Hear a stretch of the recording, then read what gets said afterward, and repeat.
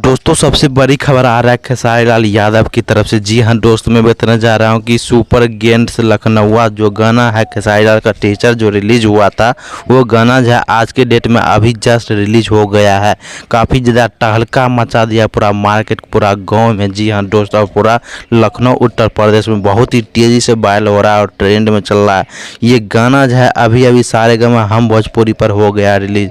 आप लोग जल्दी जाके सुनो। और इस गाने में खेसारी लाल का कुछ अलग अंदाज है, कुछ अलग लुक है, और उनका माथा में जो गमछा बने वो लुक देखिएगा तो पता नहीं आप लोग क्या बोलिएगा। वो तो काफ़ी एकदम ज़बरदस्त तगड़ा टाइप का रोल है। और कहीं न कहीं खेसारी लाल उसमें क्रिकेट खेलते हुए नज़र आ रहे हैं और काफ़ी बेहतरीन एक्टिंग के साथ गाना में डांस धूम मचा के रखे हैं। और कहीं न कहीं बवाल के साथ काफ़ी ज़्यादा एकदम वायरल ट्रेंड में चल रहा है ये गाना। अगर आप लोग ये गाना को नहीं सुने तो आप लोग जल्दी जाके सारेगामा हम भोजपुरी पर फर्स्ट में ही ये गाना है, आप लोग जल्दी जाके सुने।